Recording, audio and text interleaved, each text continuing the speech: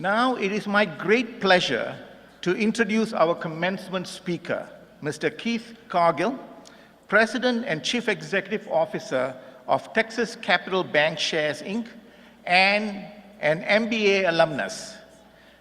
A native Texan from a small town south of Houston, Keith Cargill earned his MBA here, turned that degree into a career in banking, and now leads the fastest growing commercial bank in the United States. He's been honored twice as a distinguished alumnus, and it's our privilege to have him with us today. Will you please welcome for the commencement address the CEO of Texas Capital Bank, Mr. Keith Cargill.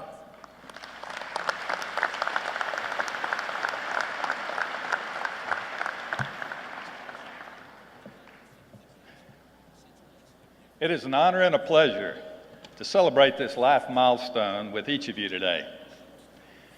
Thank you, President Kabari, Dean Subramanian, and my special advisors over the years, Drs. Gray and Mack, and the fine faculty and administration of UTA College of Business for the opportunity to address you all today. I want to tell you 3 stories, only about an hour and a half. No, only kidding. But first, did you ever notice how when you drive somewhere you've never been before, and then come home, the drive back seems so much shorter than the drive there? There's a reason for that. The reason is on the drive there, you're taking in all the new twists and turns in part of the world you've never seen before. Your mind slows down to take it all in. On the drive back, you've seen it all. Your mind speeds up because it stops looking, and before you know it, you're home. For most of you, sitting here listening to a college commencement address is a new experience. And so it will seem like I'm taking forever. For your parents, it's going to be over much too soon. By the way, there's a life lesson there. If you spend your life taking in everything you see like it's the first time, and you're fully experiencing the world around you, your life is going to feel like it's lasting a long time, and that's good. Not like the person sitting next to you who's tuning it all out will look up one day when it's too late and go, hey, what did I miss? Since you haven't heard a lot of commencement addresses, I thought it would be helpful if I surveyed other commencement addresses. Steve Jobs gave a speech at Stanford where he said the best thing that ever happened to him was dropping out of college. Sadly for you, the door to that opportunity has now swung shut. You have a degree and are going to have to live with that. Ellen DeGeneres gave a speech at Tulane and said you should never follow anyone else's path, unless, of course, you're lost in the woods. She also said you can't graduate until I finish, so listen up. And that's true in your case, too. I want to congratulate all of you who are receiving your degrees today, BBAs, MBAs, and PhDs. It's a great accomplishment. You should be very proud. Those who paid for you to spend 4 years here should be proud, too. And I know many of you paid your own way as I did. Well done.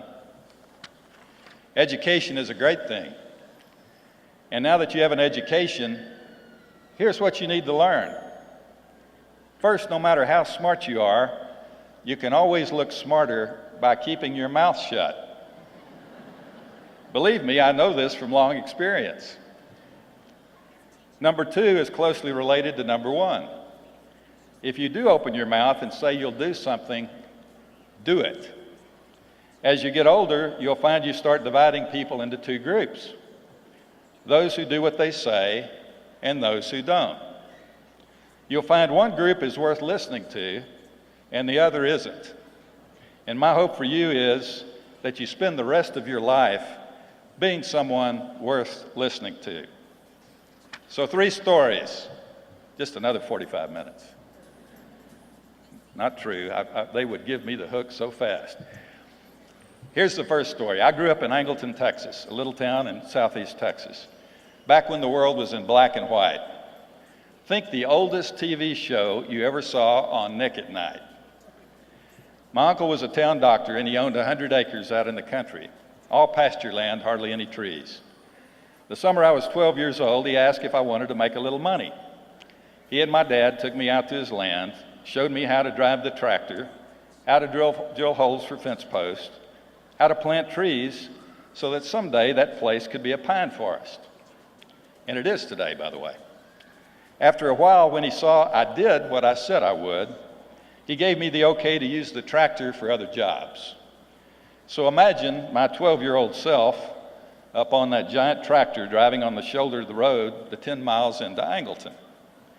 Back then, Angleton had a fair amount of vacant lots nobody was taking care of. So I went and found the city manager and offered to do all the vacant lots in town if he would pay me. He let me do one, and when he saw I would do what I said, he gave me more. You can imagine people see a 12-year-old driving a tractor around town. They get curious, wanted to know what I was doing. It's a little different than a lot of my friends. And then they gave me things to do on their place. At one point in the summer, the tractor needed repairs, and the only place that could do that was in Houston, 40 miles away. So I got up on the tractor and started driving. It took me 6 hours. My dad came and picked me up, and when the tractor was repaired, he took me back and I drove the tractor the 40 miles back to Angleton. Today, I guess I'd been arrested for that, and my parents charged with reckless endangerment. But back then, nobody thought it was dangerous because they trusted me. They had learned I did what I said I would do, and they trusted me. As you go out and get your first jobs in your career, the primary thing that's going to matter is, did you do what you said you'd do? That's basically the single most important determiner of your future success. Not what you look like, not where you got your degree, although this is one of the finest, not your personality. Those things may get you in the door, but only one thing's really going to matter. Did you turn out to be someone worth listening to? Here's the second story. When I got out of college, I didn't really know what I wanted to do. I knew I was done driving tractors, at least hoped I was. It's always a good backup. But beyond that, I didn't know where I belonged. Some of you might know the name Charles Kettering, the founder of Delco. He basically figured out everything electric on cars. The first headlights, starter motors, batteries. When he started, he didn't know what he wanted to do either. He said, none of us is smart enough to start out in the job we end up in. Not just that we don't have the experience, but we don't even know what jobs are out there. 10 years from now, most of you are going to be in jobs that don't even exist now. Believe me, 10 years ago, there was no such job as SEO manager or drone pilot. So here's what you do. You take the first few jobs you get and treat them like grad school, only without student loans and beer pong. Do what you have to do to get in the door somewhere, anywhere, and show them you can do the job. Be all in. It doesn't matter what it is. You're not going to be chained to it. But those first 4 or 5 jobs, that's where you learn where you belong. You might find an employer who gives you different jobs across the company, so you don't have to leave to learn what you love to do. That's where you start to bring things together in those first few jobs. That's where you learn what happens when people realize you're someone worth listening to. My first job out of college was with a major CPA firm, Arthur Andersen. Not here anymore, but at the time, they were one of the best in the business, and I was very pleased to get in. It was an incredibly helpful course in learning what business really is, because no matter how much you learn about business in school, you don't really know anything until you're out there. A little note of humility for each of you. As proud as you are, and as much as you've accomplished, be ready. You're in for another learning curve, and that'll be exciting, and just be prepared. The most important thing I learned was about myself at Arthur Andersen, because sitting at a desk running numbers wasn't me. It might be you, but it wasn't me. I was good at it, but it wasn't what I wanted to spend my life doing. What I liked was when I got to audit banks. I got to talk to loan officers about the loans they made. They told me about the businesses their customers created. A business that was agile enough to compete with gigantic multinational companies. It's so creative. It's not dry at all. A novelist doesn't write any better story than a person creating a business. I found that extremely interesting, and I knew that's what I wanted to do, and I still love it today. I'm thankful for that. So I'm proud you have your degree, but don't overestimate it, because your learning doesn't end here. Don't be like the young man who got hired at one of the big tech firms. First day on the job, he reports to the office manager. She says, "Hello, nice to have you, follow me." She takes him out to a warehouse, shows him a bucket and a mop. "Okay, here's where you start. We need to get this floor mopped." And the guy's like, "What are you talking about? I've got an MBA. And the office manager looks surprised and says, "You got an MBA? I'm sorry, I didn't know that. Here, let me show you how a mop works." There's no job that's beneath you, not when something needs to get done. In the real world, all that matters is, can you deliver when something is needed? Can you mop that floor better than anyone has ever done? If you can mop that floor better than anyone you've ever seen, or they've ever seen, you're going to get handed a bigger job and then a bigger one. It's like the Reverend Martin Luther King Jr. said, "If it falls to your lot to be a street sweeper, sweep streets like Michelangelo painted pictures. Sweep streets like Beethoven composed music. Sweep streets like Leontine Price sings before the Metropolitan Opera. Sweep streets like Shakespeare wrote poetry." He didn't mean you're going to be a street sweeper all your life. He meant embrace life, because life is looking for people who get things done. In a way, the third story I want to tell you came out of that one, but many years down the road. When we were planning Texas Capital Bank, we wanted to build a bank that was really different from all the other banks. Because obviously, why else do it? We didn't see it as a stock play, as a move for some CEO bucks. We wanted to make something worth doing. We wanted to help companies create jobs. We wanted to help America get stronger and be better at it in the way we connect with our clients and with each other in the company than anyone else. So we looked around at other companies we thought maybe we wanted to be like when we grew up. This is when we were first raising our capital, planning the company, and we spent a year in that process. First, we studied Southwest Airlines, because they had more people who wanted to work for them than there were jobs, and that's been the case for years and years. Thousands that are on the waiting list to apply at Southwest. Because they had more people who wanted to work for them than jobs, it's a part of how their culture works. They love each other, they have fun at work, and they make money. What could be better than that if you're in a business? So we decided we wanted to be a fun place to work with a sense of humor. That's unlike most banks, by the way. And we remembered we were opening a bank, so we needed to study another company too.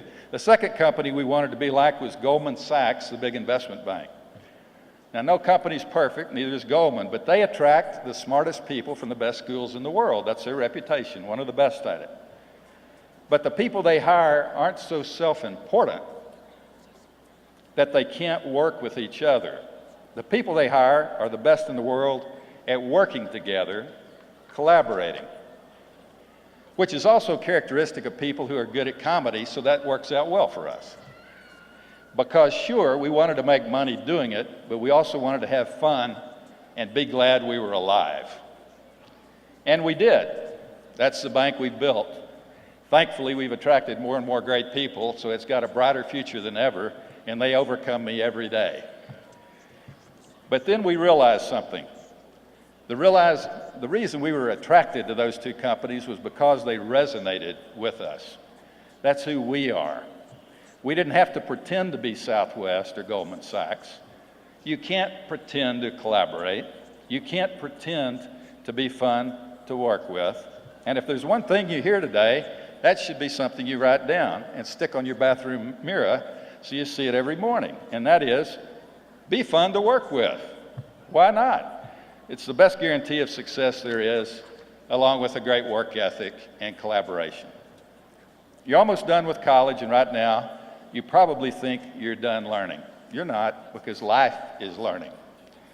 because, and I mean this with love, you're still pretty clueless. I just remember. That part of the memory hasn't gone yet. I remember. There's too many wires you haven't tripped over yet. That's what I mean. Too many low branches you haven't smacked your head into. You'll learn that's what life is. Now that you're done with school, here's what you need to learn next. Learn to read. This year, only 6% of Americans will read a book. You be one of them. Astonish your teachers as you work with others. Learn to listen. Learn to pay attention to other people. Learn to look people in the eye and think they matter. Has to be genuine. It doesn't work if you fake it. Think about the people in your life who made a difference to you. Think about it. It's because they made you feel like you made a difference to them. That's how you become someone worth listening to. Last piece of advice for graduates, don't be afraid to make mistakes. Mistakes are like oysters. They look bad, but they are actually very good for you. Mistakes are how you get experience, and experience is how you grow. I wish you much success and a long life. It's going to go by so quickly, you don't want to waste a moment of it. Don't work all the time. Take time to lie in the grass and look up at the clouds. Take time to be grateful for all you've got, right where you are, wherever you are. Take time to love each other. Because like Mark Twain said, may you live your life in such a way that when it comes time to die, even the undertaker will be sorry. Be good. You have a bright future. I'm excited for you. And thank you.